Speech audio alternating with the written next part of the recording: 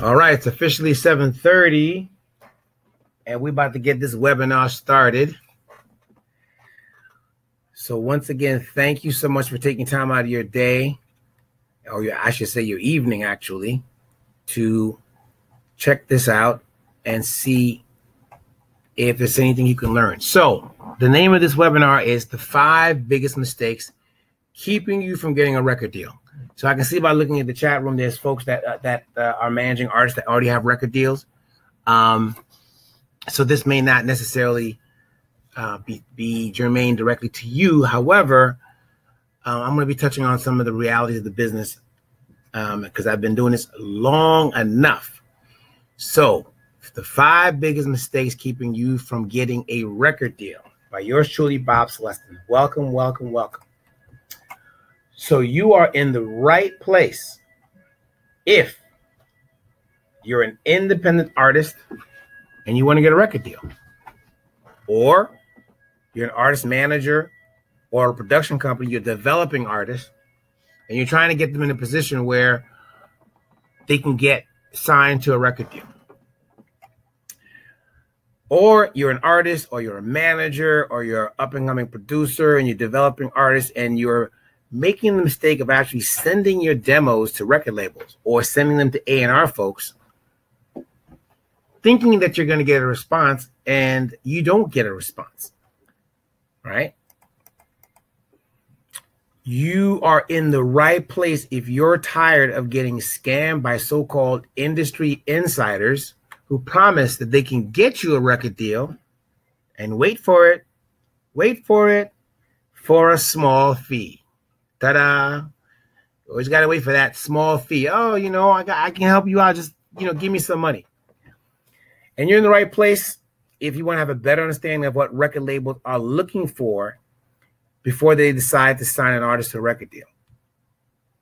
So you are in the right place if you fit into any of these 5 categories. So having said that, let's talk a little bit about me. Man, actually, that's a pretty fly picture of me, if I do say so myself. Not you really used to seeing myself in a suit. But in any event, while I go on and tell you a little bit about me, feel free on the chat room telling me a little bit more about yourself. What exactly are you trying to do? Are you an independent artist? Are you a manager? Are you a production company? I got Camille manning the chat room, so she's going to be responding. So anyway, I am Robert Celestin, and I'm an entertainment attorney with over 25 years of experience in the entertainment industry, primarily focusing on music and music-related law. So, you know, celeb reality shows. I work with a lot of independent record labels, obviously some artists. Anything having to do with music is definitely my thing. I'm based in the great city of New York. And again, from time to time during this webinar, you may hear some of the sweet sounds that make New York so memorable. I am a graduate of Yale University.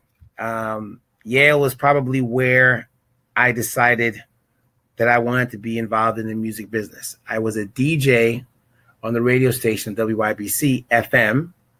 And ironically, I took a course. Well, I took a course ironically taught by a white professor. And for those of you who don't know, well, you see my picture, I'm a black man.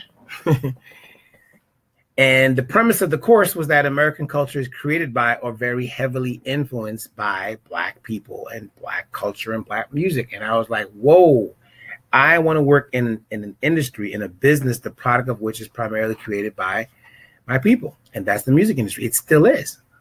You have to remember during that time period, hip hop was in its infancy. So when I would come home from school, break dancing was all the rage. I would sneak up to the Bronx, go to these hip hop parties. And it was just exciting to be young, or I should say younger, during that time period. I then graduated and went to Columbia Law School. Now, why did I go to Columbia Law School? I wasn't necessarily wanting to be a lawyer.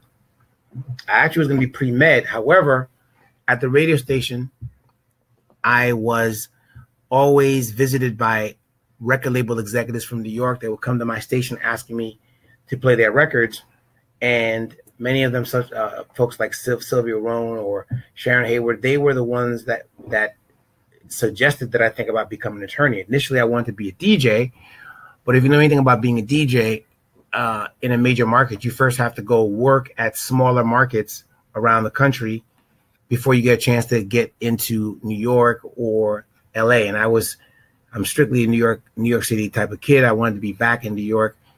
And so the law school option seemed the best option, because one of the things these record label executives taught me was that lawyers run the music business behind the scenes. So Clive Davis, for example, was a famous legendary music executive, still is, I guess, an attorney. So it made a lot of sense. So I graduated from Columbia Law School, got a job coming out as a corporate lawyer, did that for 2.5 years. But again, remember, New York is popping during that time period, right? This is 86, 87. New York is lit, right? You have Russell Simmons starting Def Jam.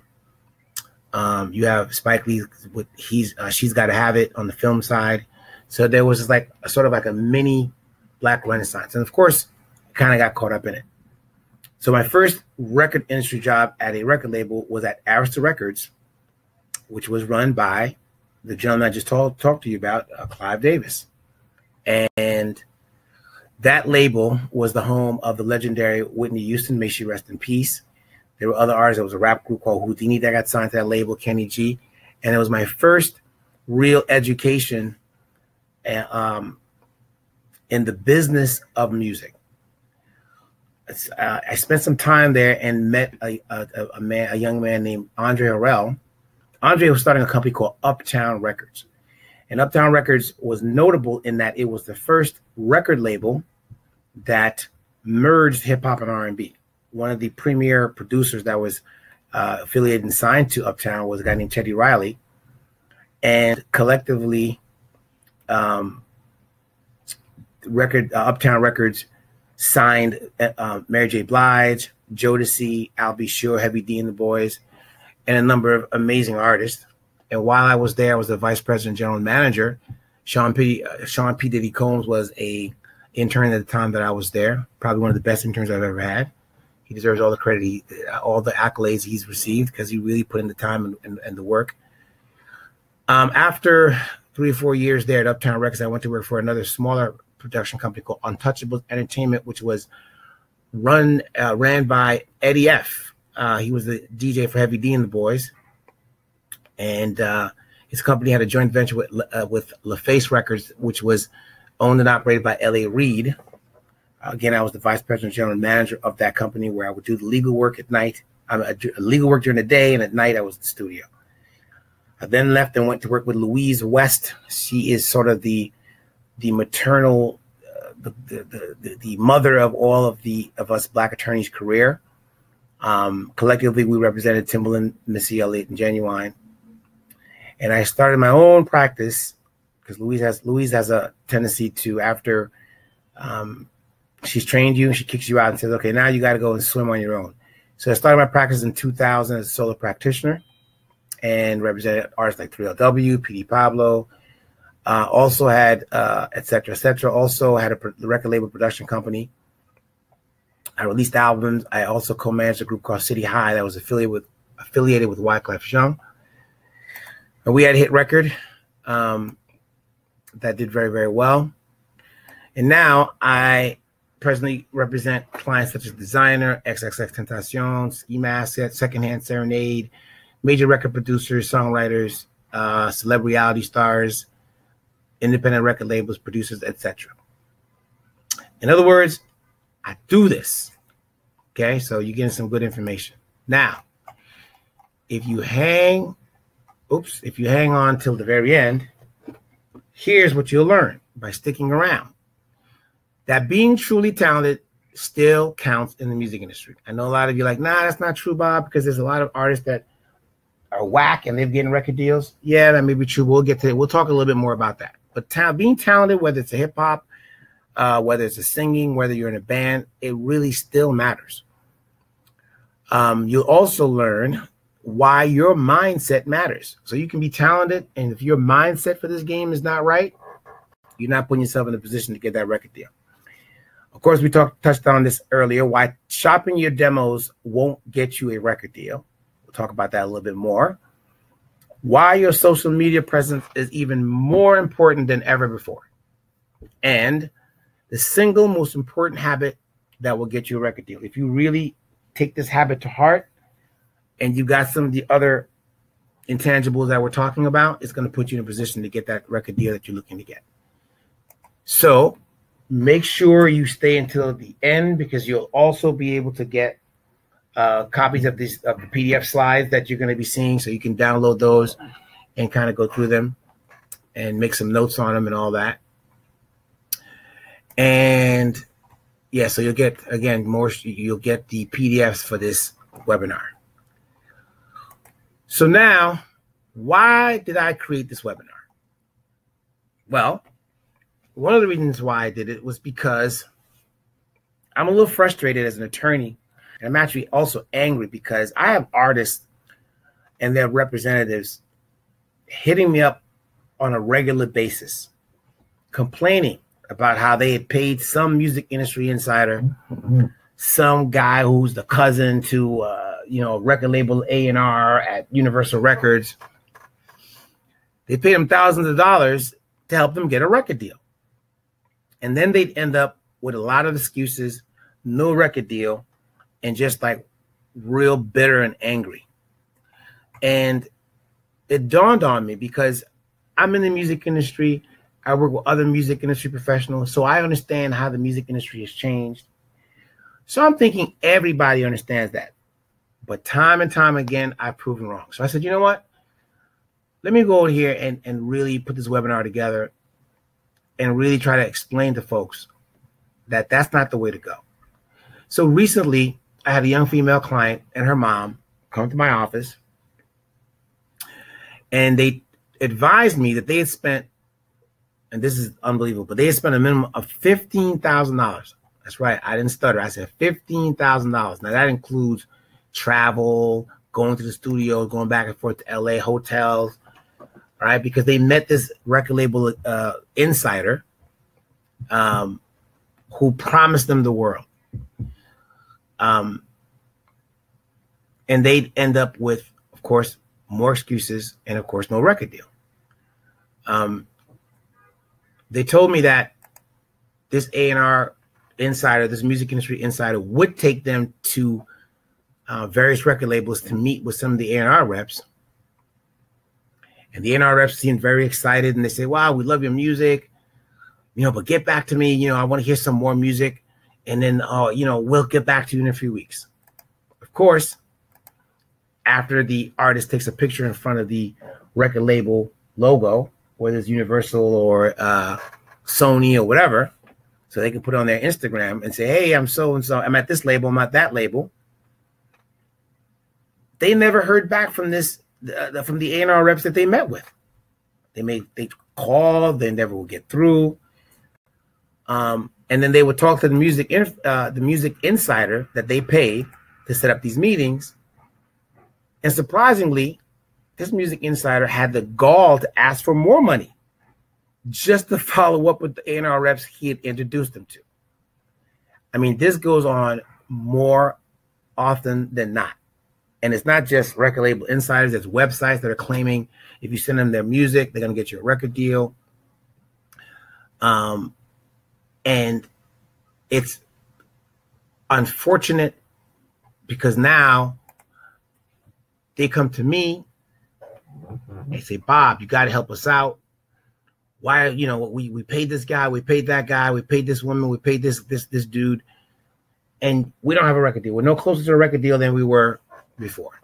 Anyway, luckily for this particular client, they had a come into Jesus moment and realized that something wasn't quite right, which again led them to my office, where I explained to them that simply setting up meetings with A&R reps to play their music or listen to their demos, almost I would say 95 to 90% of the time, it's not going to end up with you leaving with a recording contract.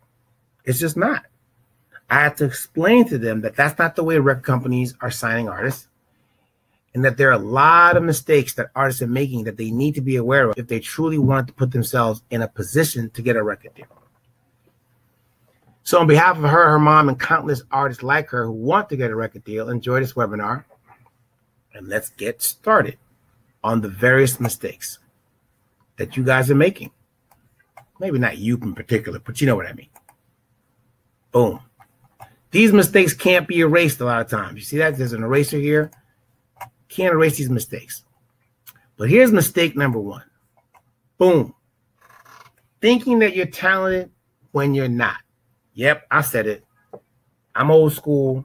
I come from a time when talent really mattered. And you know what?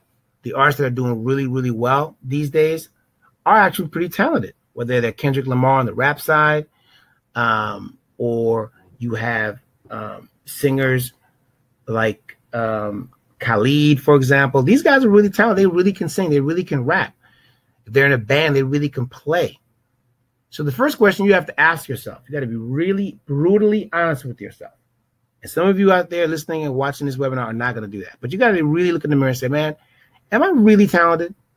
Am I really, really good at this art form that I'm practicing?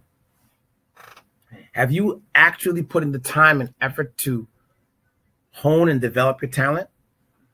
I know it's hard, but you got to really look at yourself in the mirror, or have people around you. Or if you're a manager or you're a production company and you're developing an artist, you got to really sit down and say to yourself, man, does this artist really have the goods? Yeah, I know you can auto-tune and cut and splice and edit and all that. But at the end of the day, if you're looking for long-term success, you really want to know whether this artist is talented or not. So the female singer I was just discussed was indeed talented. She was taking singing lessons. She took choreography lessons, and it was very clear that she and her mom, who was also financially supporting her, had put in the time and effort into practicing her craft. So there's a famous writer named Malcolm Gladwell. And Malcolm Gladwell, actually, he's a Canadian writer and author of a New York Times bestsellers book called Outliers. So what Malcolm did was he researched and looked at professionals and that were successful in their fields, and he came up with this number, or this rule, I should say. It's called the 10-hour rule. And basically what he was saying was that most people who are proficient in whatever they're doing have in essence put in 10,000 hours worth of work into developing their talent. It doesn't just mean singers or rappers, but it can be an attorney or a doctor or whoever it is. Whatever profession you're in, if you're really very proficient and you're dope at what you do, you've put in your 10,000 hours. So if you're a rapper and you're writing and rapping every day, the question is, are you doing that? Like, are you really rapping and writing every day? Are you really putting in the time and effort to come up with different rhyme patterns and different metaphors and increasing your vocabulary? Are you working on your flow, for example? I mean, even quote unquote mumble rap rappers, and we can have a different webinar to talk about that, have put in their 10,000 hours, even though I don't understand a word that they're saying half the time. If you're a singer, how often are you singing? You practicing your scales? Are you taking vocal lessons? Like, this is real serious questions you have to ask yourself. If you're a musician in a band, how often are you rehearsing and practicing your instruments? Your timing. Have you put your 10,000 hours in? Right? Because if you haven't, that may be one of the reasons why you're not going to get a record deal. So you got to look in the mirror, be honest with yourself, and ask your friends and or your family to be brutally honest with you. So, let me tell you what's so crazy, right? So if you go to my website, I offer a demo review service, right? Where clients can submit their music or their demos to me to review, and I'll tell them what I think. I do that primarily because I always like to hear new music, keeps my ear sharp. And you never know, I may run into, a diamond that I could probably work with. But to be honest with you, some of them, let's say something. Most of the people that submit their music to me are simply not talented. It's obvious that many of them have not put in the time to be proficient in their craft, as whether it's rappers, singers, whatever the case may be. And, you may think that I'm being a dream killer. I don't want to do that. But your goal is to prove me wrong. Put in your 10,000 hours, because practice does make perfect. Boom. 10,000 hours is the amount of practice you must put in to attain mastery. That doesn't mean that you sit down there and you actually count 10,000 hours. You just keep doing it. You keep practicing. You keep rehearsing. So one of the mistakes that may be keeping you from putting yourself in a position to get a record deal is you're just not that talented. And like the late Craig Mack said in his record, Flavor in Your Ears, don't be mad, UPS is hiring.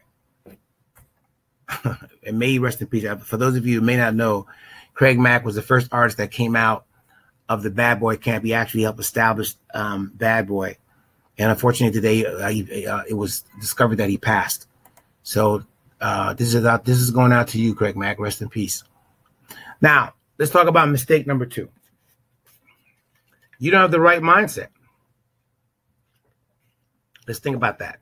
You don't have the right mindset to get yourself in a position to get a record deal. Let's say you have the talent. You've determined that you are talented. You put in the time in. You're constantly working on your craft. Cool. So what is stopping you from getting a record deal might simply be that you don't have that mindset, otherwise known as that work ethic, to really get you to the point where record labels are like, listen, we got to work with this kid. This kid is amazing. And the reason I say that is because if you don't have the right mindset, this business will chew you up and spit you out. Okay? You got to look at yourself in the mirror again. What kind of work ethic do you have? And what kind of sacrifices are you willing to make? That is part of having the right mindset. Because if you got the right mindset, instead of going to that party or go get blunted up with your friends, you go in the studio or you go to rehearsal. The entertainment industry, particularly the music business, is unforgiving. If you don't have that proper mindset and tenacity to make it, you simply won't. So here's an example. Oh, I just been corrected. It was Biggie that said, don't be mad, UPS is hiring. I rest my case. I was mistaken, so thank you for correcting me. Thank you very much. Don't be mad, UPS is hiring. Okay, cool. Biggie, may you rest in peace too, okay? So anyway, here are 2 examples of artists that I really respect that I thought had great mindset. One was 50 Cent, right? So here's a guy that exemplified to me. I don't know about now these days, but when he first came out, he exemplified the proper mindset that's necessary to make it in the music industry because he was not willing to take no for an answer. So his debut album was called Get Rich or Die Trying. And it was appropriately titled because if you know anything about his history, he really meant it. Like 50 had no plan B. His willpower and willingness, along with his talent, eventually got him not one, but a few record deal offers. Now you got to remember, this was a guy that was shot 7 times and nearly died. I'm not saying you need to get shot 7 times to get a record deal. Don't mistake me. But you need to have that mindset to succeed at all costs, because you're going to have a lot of people telling you can't make it. You're going to have people like me sometimes talking about you have no talent. Okay, well, if you have talent, prove me wrong. You know what you got to do to prove me wrong? Right? So you got to be willing to overcome any obstacles and the naysayers because they're out here. Another good example is Madonna, who moved to New York from Detroit with very little money. and became a pop superstar. Again, I'm giving you a couple of these old school artists. I guess many of you would consider them old school at this point, because they're people I really respect. Because you couldn't tell Madonna that she wasn't going to become a pop superstar. And if she had to just drive to New York with no money in her pocket, she was going to do it. She did it. And the rest of this is history. So not taking no for an answer. You got to keep pushing until you achieve that goal. And a lot of you have to look in the mirror and say, yo, do I have that mindset? Because that mindset translates into work ethic. Many of you may have the talent. We passed that hurdle. We know you're talented. You could really sing. You could really rap. But your mindset and your work ethic is whack. You don't want to put in the time. So if you're a manager and you have to tell your artist, you have to wake your artist up to go to the studio. Or you have to continue to tell your artist, listen, we have an interview with so-and-so at 7 a.m. We got to go to the radio station. And you got to force that artist to go to a radio station, do an interview is going to help his or her career. It's not worth it. They don't have the mindset. They think they're going to be able to glide through just having the talent. It's not going to work. So if you're a manager or you're a production company, you're trying to develop art and you got to do that, I really strongly suggest that you think about spending your time and money with another artist, because there are artists out here that really want this.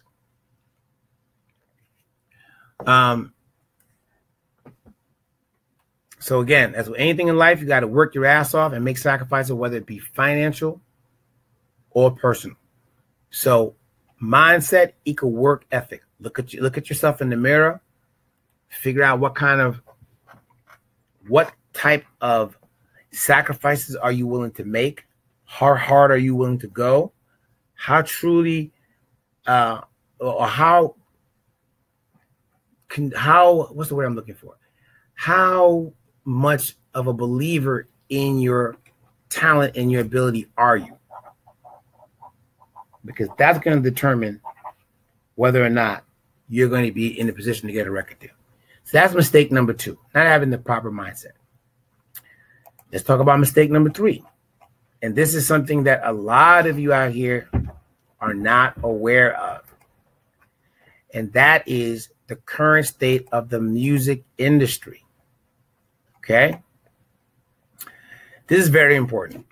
So as an attorney that has practiced for over 25 years in the music industry, this is the most common problem that a lot of artists, managers, production companies, etc. have when trying to get a record deal. And the mistake is not understanding what a record label is looking for when they are looking to sign an artist to a record deal. So many of you who are watching this webinar thus far have checked off the boxes for 1, you have the talent, and 2, you have the right mindset and the work ethic. Kudos to you. But what many of you may not understand is what record labels are looking for. So as I mentioned earlier, one of my motivating factors in creating this webinar is that I hear often from artists that, oh, Bob, I have an EP. I have an album done. So, you're Bob Celestin, you've been doing this for a while. Everybody. Call Puffy up, call Monty up, call all these different executives and just shop me around. Just get me in the room, man. Get me a record deal. And I'm like, yo, that's not the way it works. I said, you're bugging. Of course, I know many people in the record industry. And I know many record label executives and A&R folks. They call me every day. And yes, if I was a bit of a sleazeball, I could shop your music to some of the A&R folks that I know. But if it was that easy, and that was the way record labels were signing artists, then hey, everybody would be getting a record deal. But the truth is, the days of shopping your demo to record labels to get a record deal are far and few in between. It's not completely over, but I will tell you, it's very, very rare that you can bring your demo to a record label or whatever and play your demos and the label's going to say, oh my God, yes, let's go sign you right now. Now, the main reason that this has changed, because when I first got into the music business, I could do that. And quite frankly, earlier in my career, I was able to get artist record deals by shopping their music to record label executives that I knew. Those days have changed. And the main reason that the music industry has changed is because of this software that you may or may not be aware of, created in 1999, 2000. It was called Napster. Boo-hoo. That software basically disrupted, actually almost destroyed the music industry and caused record labels to lose a lot of money. And because they were losing a lot of money, it caused record labels to reevaluate how they went about signing an artist to a record deal. Because for those of you who may not know, the way the record industry model used to be was they would sign 10 artists to a record contract. If one artist came out and sold 2 or 3 million records, that artist would make up for the 9 other artists that didn't sell any records. That's the way it was back in the day. Okay? So because the software Napster came and totally destroyed the music industry as we know it, labels like, hold up, we can't do that anymore. We just can't sign artists on the strength of our gut feeling or because, record label executives that are A&Rs are telling us, oh, you need to sign this artist. I'm not doing that anymore. So it's no longer about asking record labels to please listen to my demo in hopes that they're going to sign you to a record deal. These days, it's all about forcing the record label to chase after you. You see this little slide here? You see all those people in the white, those women in the white, those are record labels, and they're chasing you. This is the scenario you want. Okay? This is what my clients like Designer, Secondhand Serenade, XXXTentacion, Ski Mask, to name a few, have been able to make happen. They didn't shop their demos to record labels or try to shop them around to A&R executives, hoping that the record labels will give them a record deal. No, they forced the record labels to sign them. And to achieve your goal of being signed to a record label, you're going to have to do the same thing. Okay? You got to get the labels to chase after you. That's the name of the game. So once again, to reiterate, be careful of meeting folks that will tell you, hey, I can shop your music to so-and-so. And especially if they ask for a small fee in return. That's your clue to run to the hills. They could talk all that nonsense about, yeah, I can get you this, and let me get this, and I know so-and-so, and my cousin is this, and my cousin is that. No. You tell them that you watch this webinar, and if they can help you get to a position where the record labels are chasing after you, then it might be worth your while having a conversation. That also goes for artists that are trying to work with managers. If managers are telling you, listen, let's just get your album done, and then we'll go shop it. Or if a production company that you signed to is telling you the same thing, oh, we're going to get your EPs done, and we're going to get your album done, we're going to get your singles done, and then, we're going to shop it and get your record deal. Again, you need to run to the other side of the road, okay? The goal is to get record labels chasing after you. Boom. Now, mistake number 4. Underestimating the importance of social media. So we got Instagram, we got Snapchat, SoundCloud. What is this, Camille? I forget what this is. What's that? YouTube. There you go. Facebook. So I know what you guys are thinking now. You said, Bob, almost anybody here at this webinar, you've got a social media presence. I got a Facebook or Instagram or YouTube channel. I'm popping. And if that's the case, then my hat's off to you. That's great. But I have artists that come to my office and I check out the Instagram followers, for example. Lo and behold, I have more followers than they do, and I'm not an artist. That's crazy to me, right? There's no way that I should have more Instagram followers or more of a social media presence than you. Boom, look at me. Boom, 10,000. All organic, I might say. I will tell you, all organic. I didn't use any robots, anything like that. it just kept on trying to be as consistent as possible with putting up my content. Boom, boom, boom. So, and if you haven't joined me and you're not following me on Instagram, please do so my 10,000 followers can increase to like 12,000. Appreciate it. Thank you very much. Okay. So, social media is the truth. And it's important that you really, really, really work it and really take the time to engage your fans on social media.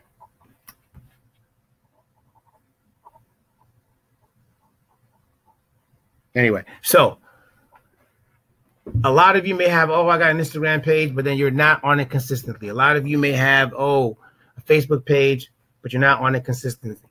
So now this is going to lead us. So social media is still very, very important. I have clients that come and say, I don't need to have an Instagram account. I'm like, yes, you do.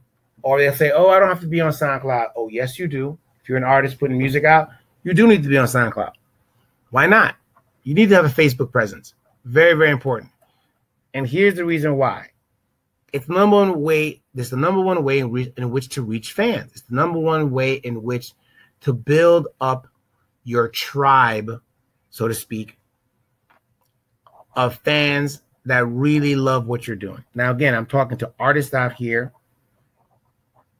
And also, if you're a manager developing an artist, or if you are a production company developing artists, the same goes for you. You have to make sure that the artist is engaged on social media.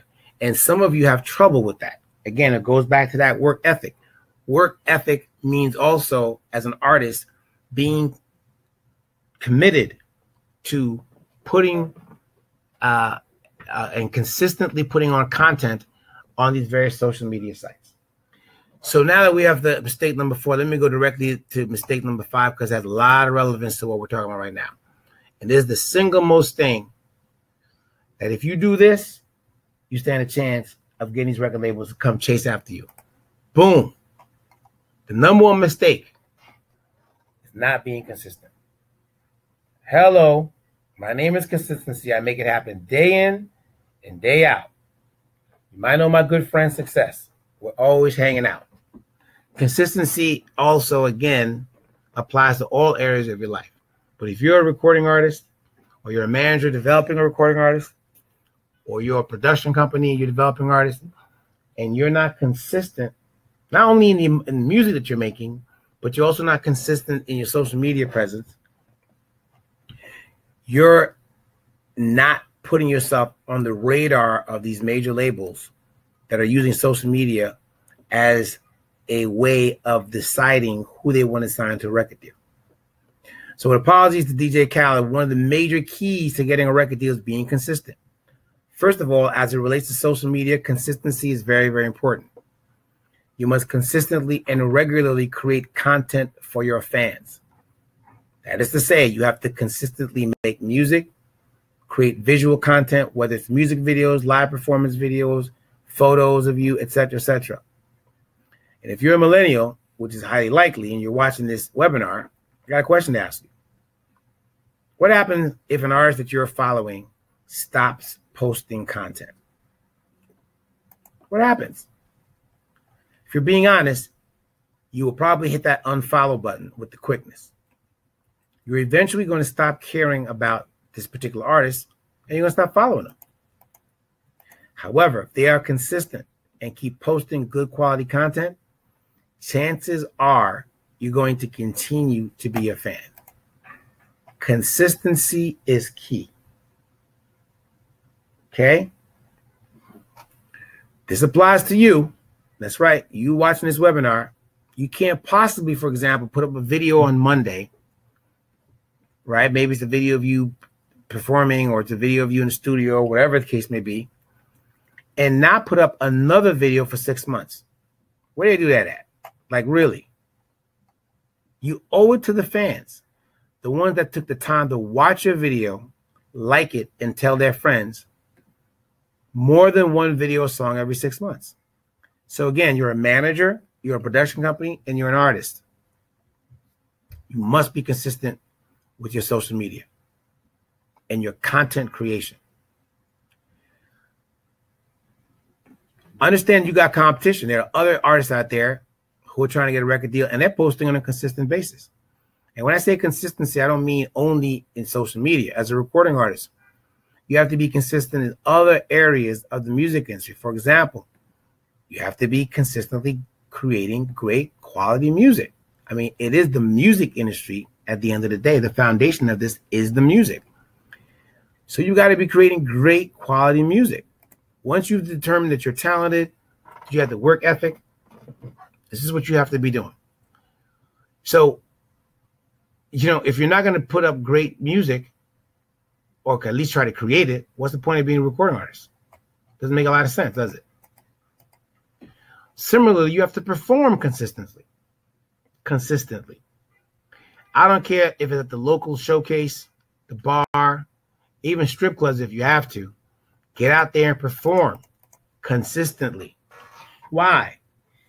Not only does it make you a better artist and it makes you more comfortable with interacting with an audience, but you're going to develop fans. Because if you do a great job, those fans are going to tell their friends. They're going to follow you on social media. And that's how you start building up that tribe. Now, this is where your mindset and work ethic is very important in you being consistent. If you don't have that mindset, as we talked about earlier on in this webinar, it's not going to be an easy thing for you. So avoid this mistake like the plague, okay? This is a very, very, very big mistake that a lot of folks make, and that is not being consistent. Can't tell you the number of folks that call me and they tell me, yeah, you know, I'm a new artist. I put an EP out in 2015 and I haven't put out, it's 2018, I haven't put another EP out. I'm like, it's total madness. Doesn't make a lot of sense. Boom. So to summarize, the 5 mistakes that are keeping you from getting a record deal. 1, be talented, like really. And if you got a little bit of talent, you know, make sure that you practice and hone your talent. Put your 10,000 hours in. Make sure you have the correct mindset. It's very important. Mindset equal work ethic. Understand today's music business. Okay? I gave you a little glimpse of it, but these days, record labels are not developing artists. They literally want you to force them to chase after you. Don't underestimate the importance of your social media presence. And be super consistent. Okay? Very, very important. So I want to thank you for sticking around for this long so far. And hopefully that you've gotten some information out of here. So let me know in the chat room if that's the case. Okay? This is my first webinar. I hope I wasn't too nervous. But now, after this webinar, I'm sure many of you are still feeling a little confused, a little lost. For those of you who feel like you have enough information to get a record deal, I say good luck and Godspeed. And holler at me when you get those record deal offers so I can negotiate them for you and make sure it's a great deal. I'm pretty good at doing that. However, many of you who are watching this maybe are still feeling lost and confused and don't quite know what to do to get yourself in a position to get a record deal or the steps that you need to take.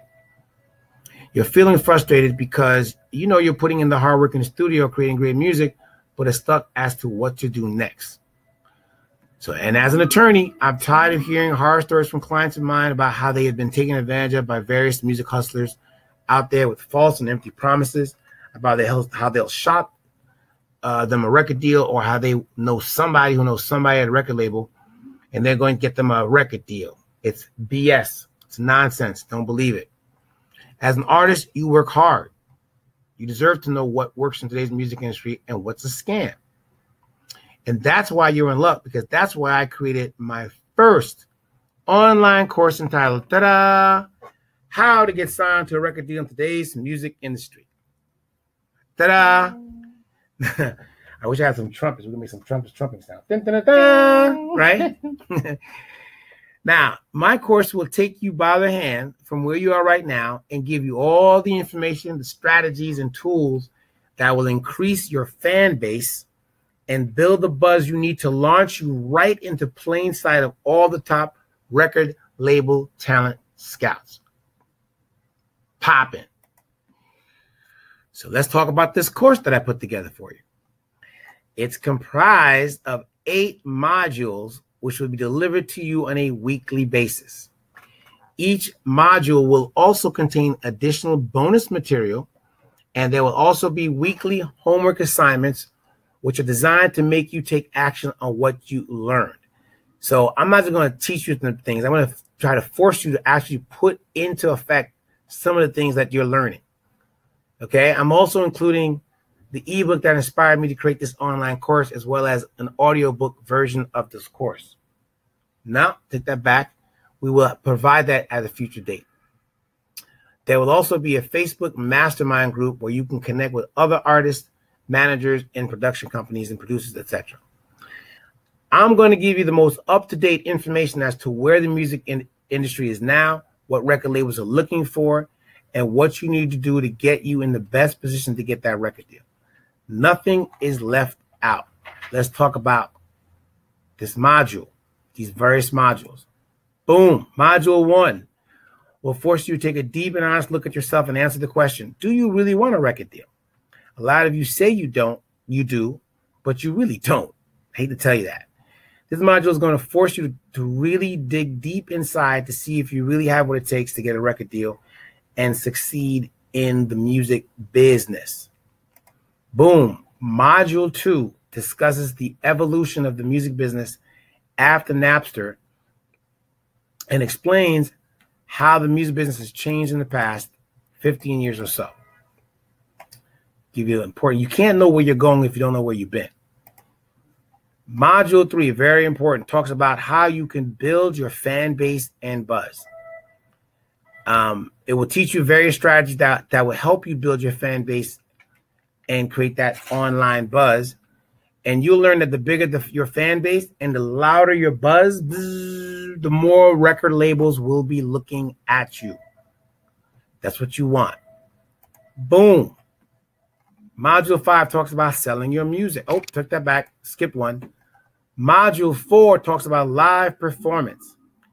Module 4 discusses the importance of performing live and its effect on building your fan base and buzz and getting record labels to take notice.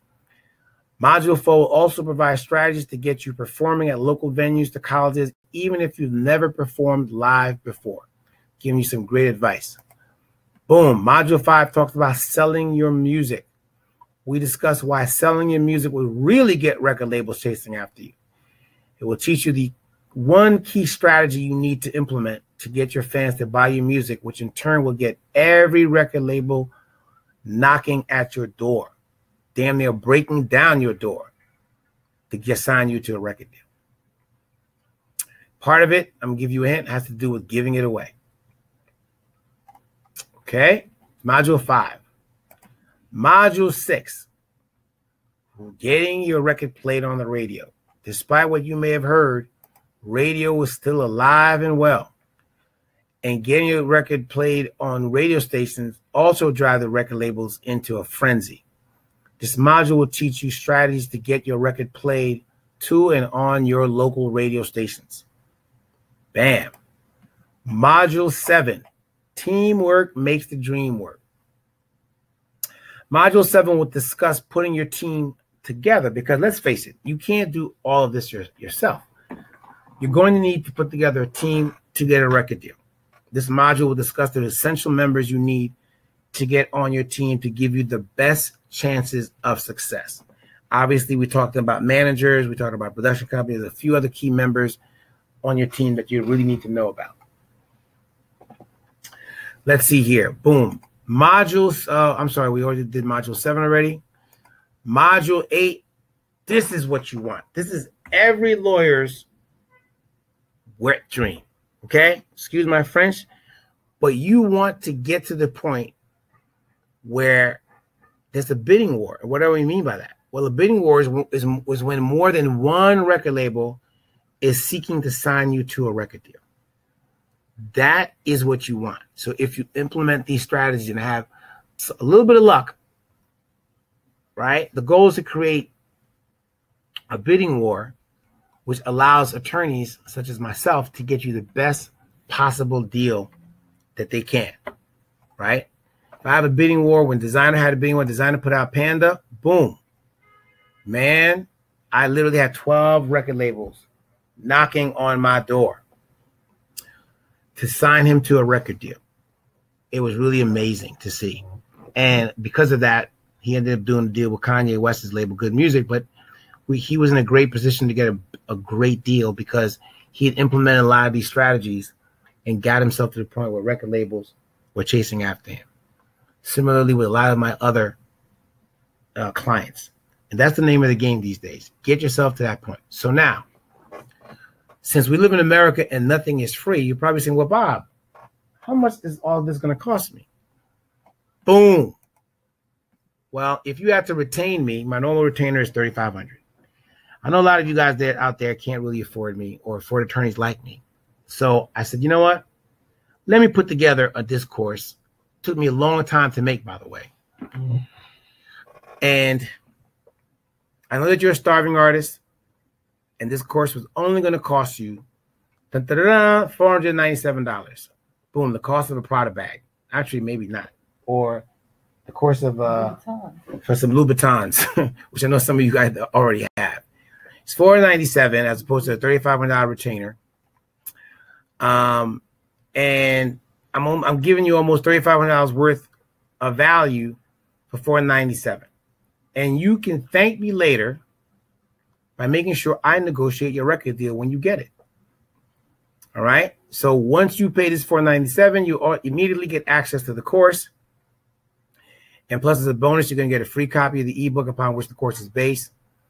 You get a PDF of all the modules, and you're going to have access to reach out to me through the Facebook group to answer any questions you may have. Now, let me just be clear. I have a refund policy, right? I'm not going to, let me be super duper clear. I'm not guaranteed that you're going to actually get a record deal to take this course because I don't know how talented you are. I don't know whether you have great records, and more importantly, I don't know how badly you want a record deal and how hard you're prepared to work and the sacrifices you're willing to make. All I know is that if you really want a step-by-step process to get a record label knocking down your door, download these modules now. So here are some testimonials from some record label executives. Obviously, Daniel Glass from Glassnote Records. We did the first deal for his label with an artist named Secondhand Serenade. Obviously, Designer. And let's see here. So these are two, an executive and an artist that I work with that have some good things to say about this course. I let them preview it. And now I'm going to open it up for Q&A.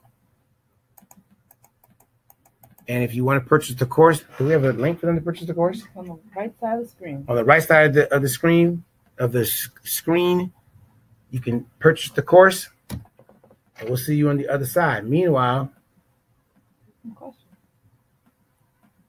let's take some questions. So chat me some questions and let's get it popping. And thank you so much for listening and attending. I have over 300 of you here.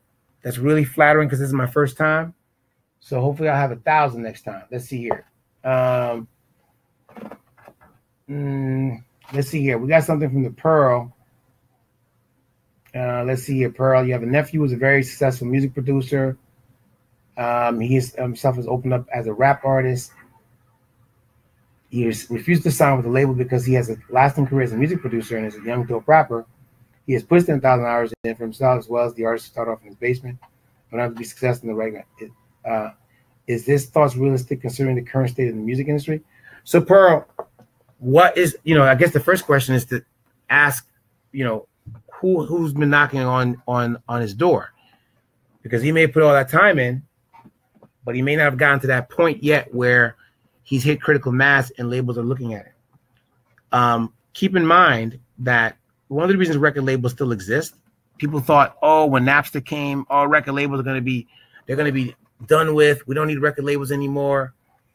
Everybody's going to be Chance the Rapper. You know, everybody's going to put their own music out and they don't need to sign to a label. Well, Chance the Rapper is an anomaly, and record labels are still important because, one, they still control radio. And as much as we have Spotify and Pandora and all these different social media sites, the fact of the matter is radio has become sort of a curator and takes all the best music from all those platforms and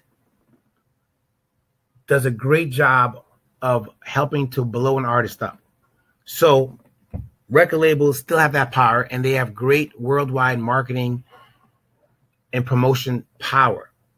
So your nephew may not have gotten to that point yet where he has achieved what I call critical mass and has gotten the attention of the labels. He needs to continue being consistent. I would suggest you tell him to pick up this course so I can give some good strategies and ideas that he can implement. And if ultimately he wants to get a record deal, that's sort of the way to do it. Let's see here. Another question. AR says, how often should an artist release music or post content? Well, again, we talk a lot about that in my course, but clearly it's got to be done more than just, once every 2 or 3 months.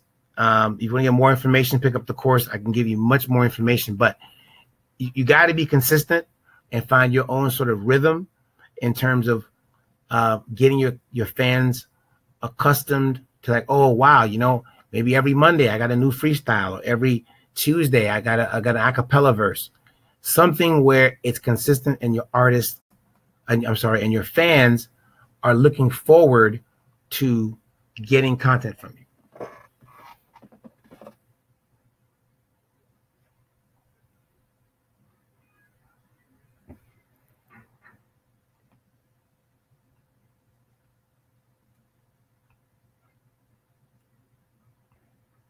Jonathan Patino, would this course help songwriters? Yeah, I think it would, in the sense that at the very least, if you're going to be a songwriter, you need to be consistent. You need to have the work ethic. So I think there's a lot of things in there as a songwriter that would definitely benefit you in terms of helping you achieve your goal. And some songwriters, you may be one, ultimately want to be artists, but they're coming in the back door. They're being artists, songwriters first, work on a few artists, write some great songs, and ultimately get from behind the mic into the front of the mic.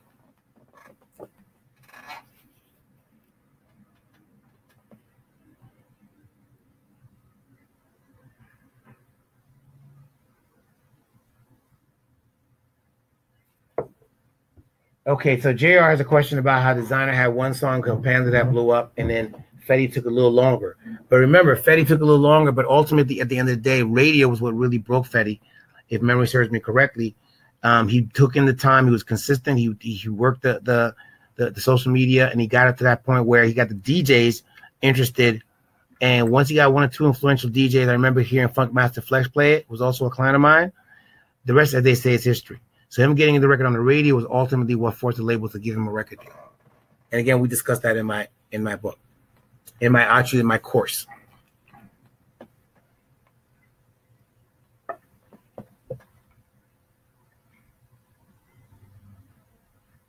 That was a legal question. Mm-hmm. Let's see here. We got a lot of good questions coming in. I appreciate the questions. Oh, we got some folks that have purchased the course. Very nice. Very nice. Appreciate it.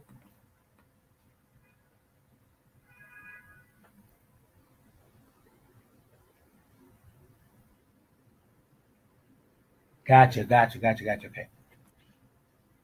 Those of you who purchased the course, appreciate it. Thank you very much. Only 50 slots left. Get yours now before it's a wrap. And we got a few more minutes. Let me see. Where else?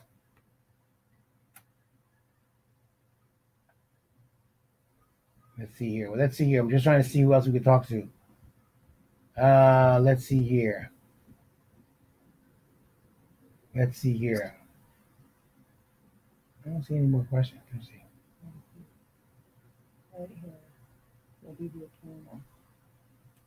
Nice questions. What about Akhenaton talks about a music production deal?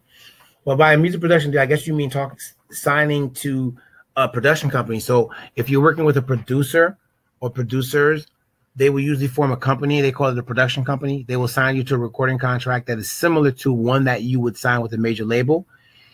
And again, depending on how they're putting their music out and all that will determine whether or not they'll get you to the point where a label will want to say, hey, we want to sign you. And if that's going to be the case, then what will happen is that a label will do a deal through that production company, because that production company will be furnishing your services. In either way, the production company needs to also do the same strategies that we talk about in my online course. Yes, indeed. Yes, indeed. I'm glad you guys are taking advantage of this. Next time I do is I'm going to increase the price. So you better get it now while the going's good. Let's see here. What else? What else? What else? Let's see. Anything else? Let's see here. Let's see here. No, Brittany, you won't get the same information and everything you want to know about the music business by Don Passman, which is a great book, by the way. I've read it. He talks about the legal aspects of it. This is basically, I'm trying to teach you the strategies that you could implement and the steps that you need to take to get yourself in the position where you will ultimately get a record label chasing after you. So it's not the same thing. But I would suggest that you get the book anyway, because it does give you an explanation of the business of music. Maybe I'll have to do a webinar about that at some point.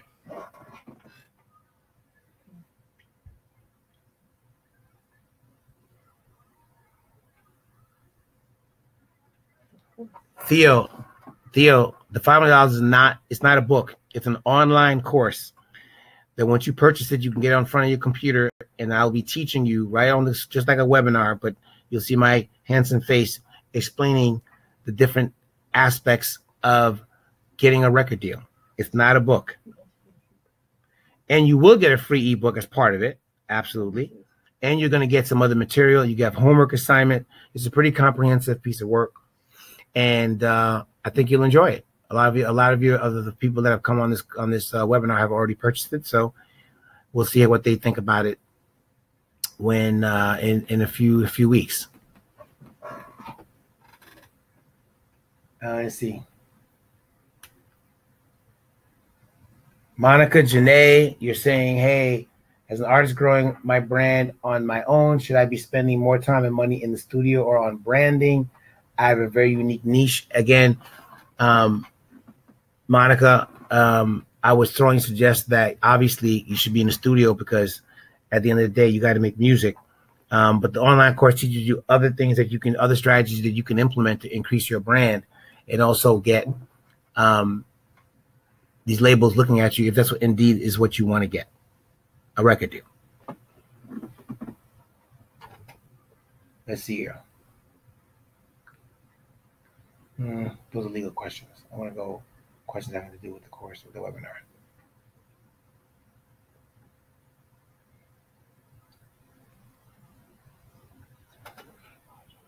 So there's 8 modules of material. I guess what? How many hours? 15, 20 hours? No. 15, 20 hours of content. Again, we got an ebook. We have homework and all that stuff for you. So that's also something for you to consider. So I think some of you guys are asking for a payment plan. We'll email you, Brittany, later and do it. So if that's something that's holding some of you back, you want a payment plan, I think we can work that out. So just if that's the case, just simply let us know on the chat room, and then we'll follow up with you. All right. Let's see here. Let's see here. What else? What else?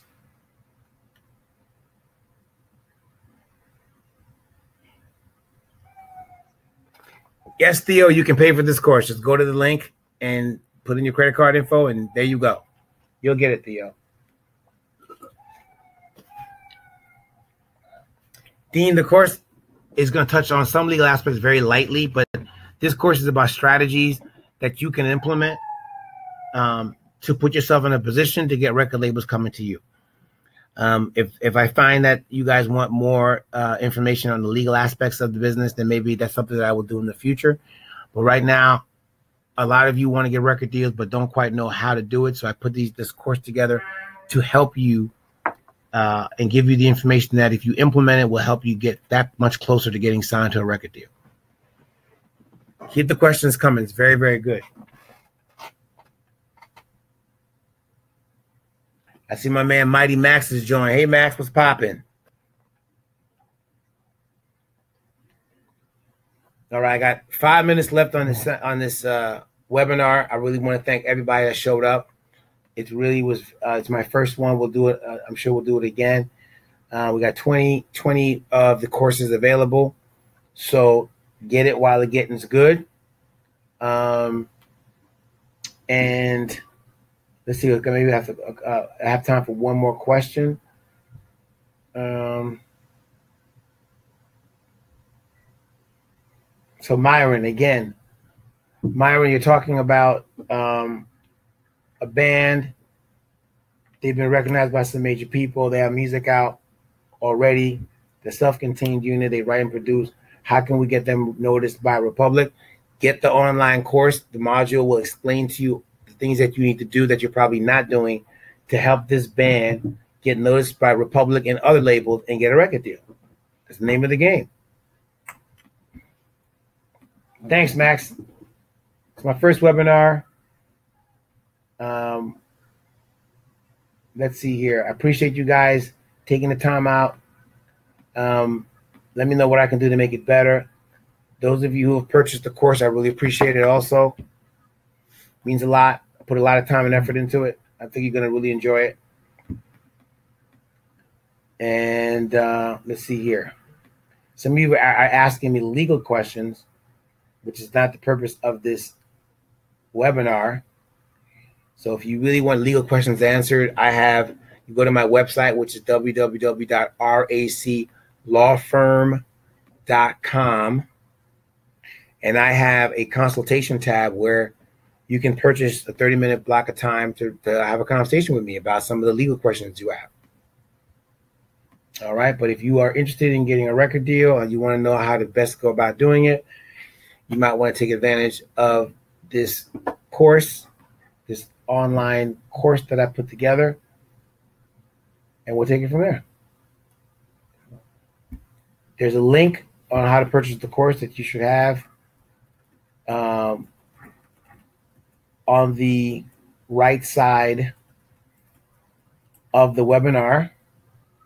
And if you click onto that, it puts you on to a site where you can put your credit card information and all that.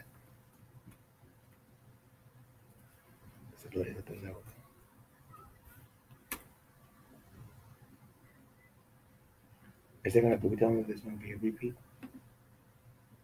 Okay. All right. So we have 2 more minutes. We got 8 modules left. 8 more spaces left. So if you want to get yours, get it now.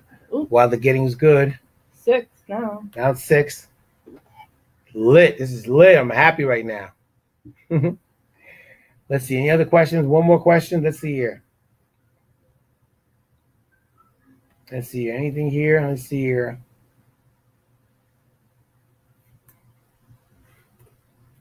Michael, none of this applies. None of the things that in my course applies to pitching a television show. We'll do a webinar for that down the road, I guess.